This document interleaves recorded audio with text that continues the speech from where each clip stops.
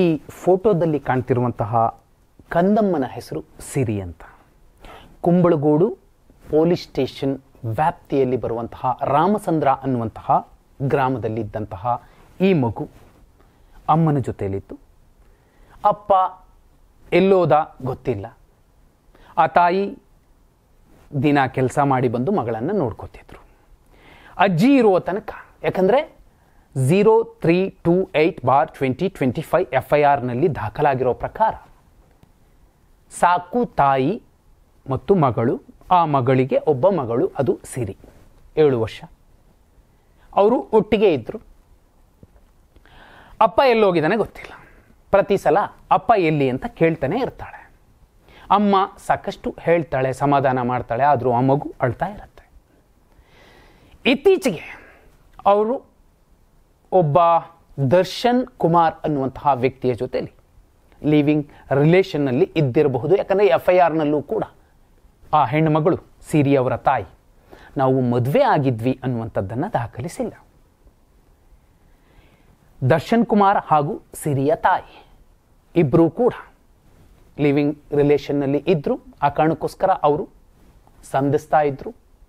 ಇತ್ತೀಚೆಗೆ ಆಗಸ್ಟ್ನಲ್ಲಿ ಸಿರಿಯ ಅಜ್ಜಿ ವಯೋಸಹಜ ಕಾಯಿಲೆಯಿಂದ ಸಾವನ್ನಪ್ಪಿದ್ರು. ಅದಾದ ಮೇಲೆ ದರ್ಶನ್ ಈ ಮಗುವನ್ನು ನೋಡಿದ ಕೂಡಲೇ ಕೋಪದಿಂದ ಉಗ್ರಾವತಾರ ತಾಳ್ತಾ ಇದ್ದ. ನಮ್ಮಿಬ್ಬರ ಮಧ್ಯೆ ಈ ಮಗು ಇದ್ದರೆ ನಮಗೆ ಸಮಸ್ಯೆ ಆಗತ್ತೆ ಅಂತ ಪದೇ ಪದೇ ಹೇಳ್ತಿದ್ದ. ಪದೇ ಪದೇ ಆ ಮಗುವಿಗೆ ಹೊಡಿತಾ ಇದ್ದ. ಮೊದಲೇ ಆಕೆಗೆ ಅಪ್ಪ ಇಲ್ಲ, ಎಲ್ಲಿದ್ದಾನೆ ಅಂತ ಗೊತ್ತಿಲ್ಲ.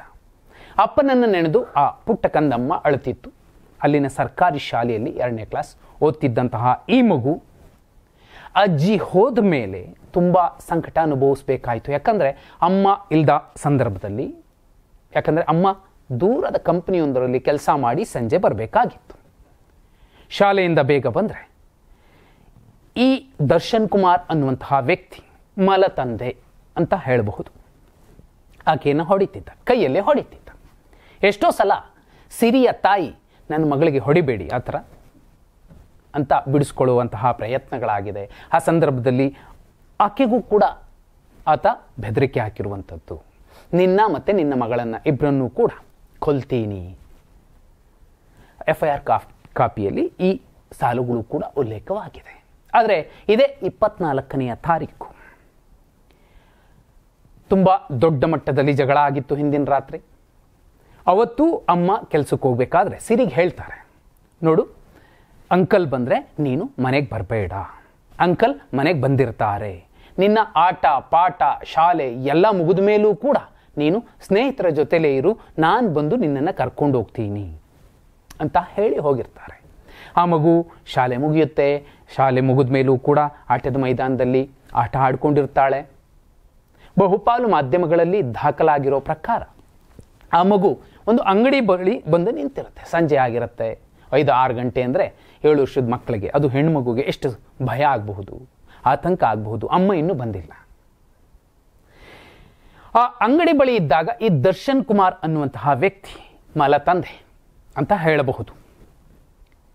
ನೀನು ಟ್ಯೂಷನ್ಗೆ ಹೋಗದೆ ಇಲ್ಲೇ ಹಾಕಿದೀಯಾ, ಮನೆಗೆ ಬಾ ಅಂತ ಕರೀತಾನೆ. ಇಲ್ಲ ನಾನು ಹೋಗಲ್ಲ ಅಂತ ಅಳ್ತಾ ಅಲ್ಲೇ ನಿಂತ್ಕೊಂಡಿರುತ್ತೆ. ಅಲ್ಲಿ ಅಕ್ಕಪಕ್ಕ ಇದ್ದವರು ಕೇಳಿಸ್ಕೊತಾರೆ ಅದನ್ನು. ಇಲ್ಲ ನಾನು ಹೋದರೆ ಅಪ್ಪ ನನಗೆ ಹೊಡಿತಾರೆ, ಅಂಕಲನ್ನೆಲ್ಲ ಅಪ್ಪ ನಂಗೆ ಹೊಡಿತಾರೆ. FIR ಕಾಪಿಯಲ್ಲೂ ಕೂಡ ಅದು ಉಲ್ಲೇಖ ಆಗಿರುವಂಥದ್ದು. ಸಿರಿ ಅವರ ತಾಯಿ ಮೆನ್ಷನ್ ಮಾಡಿರುವಂಥದ್ದು. ಅದಾದ ಮೇಲೂ ಕೂಡ ಆಕೆಯನ್ನು ಬಲವಂತವಾಗಿ ಕರ್ಕೊಂಡು ಹೋಗ್ತಾನೆ. ಸುಮಾರು 4-4:15 ಹೊತ್ತಿಗೆ ತಾಯಿಗೆ ಒಂದು ಕಾಲ್ ಹೋಗುತ್ತೆ. ಅದು ದರ್ಶನ್ ಕುಮಾರ್ ಮಾಡಿತ್ತು. ಆ ಕಡೆಯಿಂದ ಮನೆಗೆ ಬೇಗ ಬಾ ಅಂತ ದರ್ಶನ್ ಕುಮಾರ್ ಕರೀತಾರೆ. ಸಿರಿ ಅವರ ತಾಯಿಗೆ ಒಂದು ಅರ್ಥನಾದ ಕೇಳಿಸುತ್ತೆ. ಅದು ಸಿರಿ ಅಳ್ತಿರುವಂತಹದ್ದು. ನನ್ನ ಮಗಳಿಗೆ ಏನಾಯಿತು, ಯಾಕೆ ಅಳ್ತಿದ್ದಾಳೆ, ಆಕೆಗೆ ಹೊಡಿಬೇಡ, ಆಕೆಗೆ ಏನು ಮಾಡಬೇಡ ಅಂತ ಈ ತಾಯಿ ಕೂಡ ಹೇಳಿದಾಳೆ. ಇನ್ನೇನು 6:15 ಹೊತ್ತಿಗೆ ಮನೆಗೆ ಬಂದು ನೋಡಿದ್ರೆ ಆ ಮಗುನ ಎಷ್ಟೇ ಕೂಗಿದ್ರೂ ಕೂಡ ರಿಯಾಕ್ಟ್ ಮಾಡೋದಿಲ್ಲ. ಅಮ್ಮ ಅಂತ ಹೇಳೋದು ಇಲ್ಲ, ಏನೂ ಮಾಡೋದಿಲ್ಲ. ತೀರಾ ಹೋಗಿ ಬಾಗಲ್ ತಟ್ಟಿ ನೋಡಿದಾಗ ಒಂದು ಮೂಲೆಯಲ್ಲಿ ರಕ್ತಸ್ರಾವವಾಗಿ ಆ ಮಗು ಬಿದ್ದಿರುತ್ತೆ. ಏನಾಯಿತು, ತುಂಬ ಸಂಕಟ ಆಗುತ್ತೆ. ಆ ಮಗು ನೆತ್ಕೊಂಡು ನೋಡ್ತಾರೆ, ಆ ಬ್ಲಡ್ಡನ್ನು ಒರೆಸುವಂತಹ ಪ್ರಯತ್ನ ಮಾಡ್ತಾರೆ. ಅಷ್ಟರಲ್ಲಿ ಇವನು ಕಿರ್ಚಾಡಬೇಡ, ಏನೂ ಮಾಡಬೇಡ, ನಾ ಎಲ್ಲ ಹೇಳ್ತೀನಿ, ನಾವು ಮಾತಾಡೋಣ ಅನ್ನುವಂತಹ ಒಂದು ಸಮಾಧಾನವನ್ನಷ್ಟೇ ಮಾಡ್ತಿರ್ತಾನೆ. ಆದರೆ ಹೆತ್ತ ಕರುಳು ಜೋರಾಗಿ ಕಿರ್ಚುತ್ತೆ, ಅಕ್ಕಪಕ್ಕದವರು ಬಂದು ಸಹಾಯ ಮಾಡಲಿ ಅಂತ ಅಂಗಲಾಚುತ್ತೆ, ತಕ್ಷಣಕ್ಕೆ ಯಾರಿಗೂ ಕೇಳಿಸೋದಿಲ್ಲ. ತೀರಾ ಒಂದು ಕಿಟಕಿಯನ್ನು ಹೊಡೆದು ಆ ನಂತರದಲ್ಲಿ ಕಿರ್ಚಿದ ಮೇಲೆ ಕೆಲವರಿಗೆ ವಿಷಯ ಗೊತ್ತಾಗುತ್ತೆ. ಅಷ್ಟೊತ್ತಿಗಾಗಲೇ ಈತ ಆ ತಾಯಿಯನ್ನು ಕೂಡ ತಳ್ಳಿ ಬೈಕ್ ತಗೊಂಡು ಹೊರಟೋಗ್ತಾನೆ. ಅದಾದ ಮೇಲೆ ಗೊತ್ತಾಗುತ್ತೆ ಆತ ಬಲವಾದ ಒಂದು ಆಯುಧದಿಂದ ಆ ಮಗುವಿನ ತಲೆಗೆ ಹೊಡೆದು ಕೊಂದಿರಬಹುದು ಅಂತ. ಆದರೆ ಪೊಲೀಸರು ಮತ್ತು ಪೊಲೀಸರ ರಿಪೋರ್ಟ್ಗಳು ಹೇಳೋ ಪ್ರಕಾರ ಕುತ್ತಿಗೆ ಹಿಸುಕಿ ಆ ಮಗುವನ್ನು ಕೊಂದಿರುವಂಥದ್ದು. ಫಸ್ಟ್ ಆಫ್ ಆಲ್ ಇವನು ಕಂಡೋರ್ ಮನೆಗೆ ಹೋಗಿದ್ದಾನೆ, ಕಂಡೋರ್ ಹೆಂಡತಿ ಹತ್ರ ಹೋಗಿದ್ದಾನೆ. ಅವ್ರ ಜೊತೆಲಿ ವಿಶ್ವಾಸದಿಂದ ಇದ್ನೋ ಪ್ರೀತಿಯಿಂದ ಇದ್ನೋ ಅದು ಸೆಕೆಂಡ್ರಿ. ಆದರೆ ಆ ಮಗು ಏನು ಮಾಡ್ತು? 7 ವರ್ಷದ ಮಗು. ಆ ಮಗು ಎಂದೂ ಕೂಡ ವಿರೋಧ ವ್ಯಕ್ತಪಡಿಸಿರಲಿಲ್ಲ. ಆದರೆ ಆ ಮಗು ನೋಡಿದಾಗಲೆಲ್ಲೂ ಇವನು ಕೂಡ ಕೋಪ ಬರ್ತಿತ್ತು. ಆ ಮಗುವಿನ ಕಾಳಜಿ ಕಳಕಳಿಯ ಕಾರಣಕ್ಕೆ ಅಮ್ಮ ಕೂಡ ಇವನಿಂದ ಒಂದಷ್ಟು ಹೊದೆ ತಿಂದಿರೋ ಸಾಧ್ಯತೆ ಇದೆ. FIR ಅಲ್ಲೂ ಕೂಡ ಅದು ದಾಖಲಾಗಿದೆ.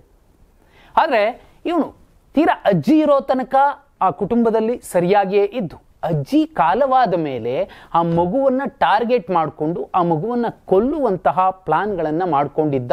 ಅದು 24ನೇ ತಾರೀಕು ಯಶಸ್ವಿ ಆಯಿತು. ಆ ಮಗು ತೀರಾ ಚೀರಾಡಿ ಒದ್ದಾಡಿ ತುಂಬ ಸಂಕಟ ಅನುಭವಿಸಿ ಸಾವನ್ನಪ್ಪಿದೆ. ಯಾಕಂದರೆ ಅವರು ಫೋನ್ ಕಾಲ್ನಲ್ಲಿ ಅವ್ರ ತಾಯಿ ದರ್ಶನ್ ಕುಮಾರ್ ಜೊತೆಲಿ ಮಾತಾಡುವಾಗ ಆ ಮಗುವಿನ ಆರ್ತನಾದ, ಕೊನೆಯ ಕ್ಷಣಗಳ ಆ ಆಕ್ರಂದನ ಕಿವಿಗೆ ಕೇಳಿದೆ. ಅದನ್ನು FIRನಲ್ಲಿ ದಾಖಲಿಸಿದ್ದಾರೆ. ಪೊಲೀಸರು ಈಗಾಗಲೇ ಅವನನ್ನು ಅರೆಸ್ಟ್ ಮಾಡಿದ್ದು, ಕಾನೂನಿನ ಅಡಿಯಲ್ಲಿ ಅವ್ರಿಗೊಂದು ಮರ್ಡರ್ ಕೇಸ್ ಹಾಕಿದ್ದಾರೆ, ಇನ್ನೊಂದಷ್ಟು ಕೇಸ್ಗಳು ಇದ್ದಾವೆ. ಇದೆಲ್ಲವೂ ಏನೇ ಇರಬಹುದು, ಕಾನೂನು ಚೌಕಟ್ಟಿನಲ್ಲಿ ಅವನಿಗೊಂದು ಶಿಕ್ಷೆ ಕೊಡುತ್ತೆ. ಆದರೆ ಆ 7 ವರ್ಷದ ಮಗು ಒಂದು ಮೊದಲಿಗೆ ಅಮ್ಮ ಕೆಲಸಕ್ಕೆ ಹೋಗ್ತಾಳೆ, ಬರೋದು ಲೇಟು, ಅಜ್ಜಿ ಇರ್ತಾಳೆ, ಅಜ್ಜಿ ಇರ್ತಿದ್ಲು, ಈಗ ಅಜ್ಜಿ ಇಲ್ಲ. ಅಪ್ಪ ಅಂತ ಅಳ್ತಾ ಇದ್ದವಳು, ಅಪ್ಪ ಇರಲಿಲ್ಲ, ಬಂದಿದ್ದಾನೋ ಎಲ್ಲಿಗೆ ಹೋಗಿದ್ದಾನೋ ಗೊತ್ತಿಲ್ಲ. ಹೊಸದಾಗಿ ಯಾರೋ ಬರ್ತಿದ್ದಾರೆ ಮನೆಗೆ, ಅವರು ಲಿವಿಂಗ್ ರಿಲೇಷನ್ಸ್. ಆ ಮಗುಗೆ ಏನು ಗೊತ್ತಾಗುತ್ತೆ? ಆದಾಗ್ಯೂ ಅಜ್ಜಿ ಕಾಲವಾದ ಮೇಲೆ ಇವಳಿಗೆ ಆತಂಕ, ಭಯ, ಸಂಕಟ ಹೆಚ್ಚಾಗ್ತಾನೆ ಇತ್ತು ಸಿರಿಗೆ. 7 ವರ್ಷದ ಮಗು ಎಷ್ಟೆಲ್ಲ ಸಂಕಟ ಅನುಭವಿಸಿರಬಹುದು. ಜೊತೆಲಿ ಇಲ್ಲಿ ಹೆಣ್ಣು ಮಕ್ಕಳು ಇಂತಹ ಅಸಹಾಯಕ ಸ್ಥಿತಿಲಿದ್ದಾಗ, ಗಂಡ ಇಲ್ಲ, ಎಲ್ಲೋಗಿದ್ದಾನೋ ಗೊತ್ತಿಲ್ಲ, ಜೊತೆಲಿ ಹಿರಿಯರು ಅಂತ ಇದ್ದಂತಹ ತಾಯಿ, ಸಾಕು ತಾಯಿ ಕಾಲವಾಗಿದ್ದಾರೆ.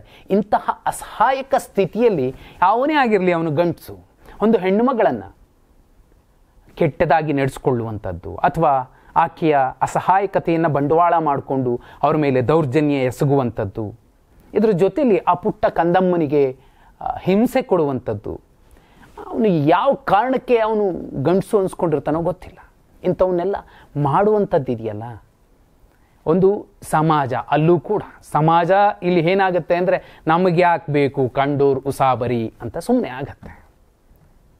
ಆದಾಗ್ಯೂ ಒಂದು ಹೆಣ್ಣು ಮಗಳಿಗೆ ಒಂದು ಅಸಹಾಯಕ ಸ್ಥಿತಿಗೆ ಆಕೆ ತಲುಪ್ತಿದ್ದಾಳೆ ಅಂದಾಗ ಒಂದಷ್ಟು ಜನ ನೆರವಾಗಬೇಕಿತ್ತೇನೋ. ಯಾಕಂದರೆ ಆ ಮಗು ನರಳಾಡುತ್ತಿರುವ ಸಂದರ್ಭದಲ್ಲೇ ಆ ತಾಯಿ ಬಂದಿರೋ ಸಾಧ್ಯತೆ ಇರುತ್ತೆ. ಆ ಮಗುವನ್ನು ಉಳಿಸ್ಕೊಳ್ಳೋದಕ್ಕೆ ಹೊದ್ದಾಡಿರ್ತಾಳೆ. ಇದರ ಮಧ್ಯೆ ಯಾರೂ ಕೂಡ ಕ್ಷಣಕ್ಕೆ ಸಹಾಯಕ್ಕೆ ಬರಲಿಲ್ಲ. ಅವರು ನಿಧಾನವಾಗಿ ಬರೋ ಅಷ್ಟೊತ್ತಿಗೆ ಆ ಮಗು ಪ್ರಾಣ ಬಿಟ್ಟಿರುವ ಸಾಧ್ಯತೆಗಳಿರುತ್ತೆ. ಆದರೆ ಸಮಾಜದಲ್ಲಿ ಹೆಣ್ಣು ಅಸಹಾಯಕಳು ಅಂದ ಕೂಡಲೇ ಎಂತೆಂಥ ಗಂಡಸರು ಕೂಡ ಮಹಾನ್ ಗಂಡಸರ ರೀತಿ ವರ್ತಿಸ್ಬಿಡ್ತಾರೆ. ಆದರೆ ಅದೇ ಹೆಣ್ಣಿನ ಉದರದಿಂದ ಗಂಡಸೂ ಕೂಡ ಆಕೆಯ ಮಾಂಸ ರಕ್ತದ ಭಿಕ್ಷೆ ಪಡ್ಕೊಂಡು ಈ ನೆಲಕ್ಕೆ ಬರ್ತಾನೆ ಎನ್ನುವಂತಹ ಸಣ್ಣ ಸೂಕ್ಷ್ಮ ಪ್ರತಿಯೊಬ್ಬ ಗಂಡಸಿನಲ್ಲಿ ಬಂದ್ಬಿಟ್ರೆ ಇಂತಹ ಅಪರಾಧಗಳಾಗೋದಿಲ್ವೇನು? ಆ ಕಂದಮ್ಮನಿಗೆ ಎಷ್ಟು ನರಳಾಡಿ ಸಂಕಟ ಅನುಭವಿಸಿ ಬಿಕ್ಕಳಿಸಿ ಗೋಳಾಡಿ ಕಣ್ಣೀರಿಟ್ಟು ಆಕೆ ಅಂಗಡಿಯಿಂದ ಹೋಗಬೇಕಾದ್ರೂ ನಾವು ಬರಲ್ಲ ಅಂತ ಹತ್ತಿದ್ದಾಳೆ. ಆದರೂ ಬಲವಂತವಾಗಿ ಕರ್ಕೊಂಡು ಹೋದಂತಹ ಆ ಕಟುಕ ಮಲತಂದೆ ತೀರಾ ಅವನಿಗೂ ಕೊನೆ ಪಕ್ಷ ನನ್ನ ಮಗಳ ವಯಸ್ಸಿನವಳು ಅನ್ನೋ ಕಾರಣಕ್ಕೋಸ್ಕರನಾದರೂ ಆಕೆಗೆ ಹೊಡಿತಿದ್ದಂಗೆ ಆಕೆಗೆ ಹೇಳಬಹುದಿತ್ತು, ಅಥವಾ ಆಕೆಯನ್ನು ಒಂದು ಹಾಸ್ಟೆಲ್ಗೆ ಸೇರಿಸಬಹುದಿತ್ತು. 7ನೇ ವಯಸ್ಸಿಗೆ ಹಾಸ್ಟೆಲ್ಗೆ ಸೇರಿಸುವಂಥದ್ದು ಕೂಡ ಒಂದು ತಾಯಿಯ ಮಮಕಾರ ಇಲ್ಲದೆ, ವಾತ್ಸಲ್ಯ ಇಲ್ಲದೆ, ತಂದೆಯ ಪ್ರೀತಿ ಸಿಗದೆ ಆ ಮಗು ಎಷ್ಟು ಒದ್ದಾಡಬಹುದು. ಇಂತಹ ಪ್ರಕರಣಗಳು ಸಮಾಜದಲ್ಲಿ ಇನ್ನೂ ನಡೀತಾನೇ ಇದ್ದಾವೆ ಅಂದರೆ ಮನುಷ್ಯತ್ವ ಎಲ್ಲಿಗೆ ಬಂದು ನಿಂತಿದೆ? ಹೆಣ್ಣು ಅನ್ನುವಂತಹ ದೊಡ್ಡ ಧರ್ಮವನ್ನು, ತಾಯಿ ಅನ್ನುವಂತಹ ಮಹಾನ್ ಧರ್ಮವನ್ನು ನಾವು ಉಳಿಸ್ಬೇಕು ಅನ್ನೋದಾದರೆ ಆ ಪಳವಳಿಕೆಗಳನ್ನು ಉಳಿಸಿದ ರೀತಿಯಲ್ಲಿ ಸಮಾಜ ವೇಗವಾಗಿ ಕ್ರೌರ್ಯದ ಕುದುರೆಯನ್ನು ಹತ್ತಿ ಓಡ್ತಿದೆ ಅಂದರೆ ಮನುಷ್ಯತ್ವ ಬಹುಬೇಗ ಸತ್ತೋಗ್ಬಿಡಬಹುದಾ ಅನ್ನುವಂತಹ ಆತಂಕ ಕೂಡ ಕಾಡುತ್ತೆ. ಸಿರಿ, ನಿನ್ನ ಆತ್ಮಕ್ಕೆ ಶಾಂತಿ ಸಿಗಲಿ, ಕ್ಷಮಿಸು ಮಗಳೇ ಅಂತಷ್ಟೇ ಹೇಳಬಹುದೇನು. ಕಾನೂನು ಕೂಡ ಆಕೆಗೆ ನ್ಯಾಯ ಕೊಡಿಸಬಹುದೇ ವಿನಃ ಜೀವ ವಾಪಸ್ ತಂದು ಕೊಡೋಕ್ಕಾಗೋದಿಲ್ಲ. ಇಂಥ ಆಗಬಾರ್ದು ಅನ್ನೋದಾದರೆ ಮನೆಯಲ್ಲಿ ಗಂಡು ಮಕ್ಕಳನ್ನು ಹೆತ್ತು ಕೇವಲ ಬೀದಿಗೆ ಬಿಡುವ ಬದಲು ಅವರಿಗೆ ಸಂಸ್ಕಾರವನ್ನು ಕಲಿಸದೆ ಹೋದರೆ ನಾವುಗಳು ಗಂಡು ಮಕ್ಕಳನ್ನು ಹೆರುವ ಬದಲು ನಾಯಿಗಳನ್ನು ತಂದು ಸಾಕುವಂಥದ್ದು ಉತ್ತಮ ಅಂತ ಅನಿಸುತ್ತೆ.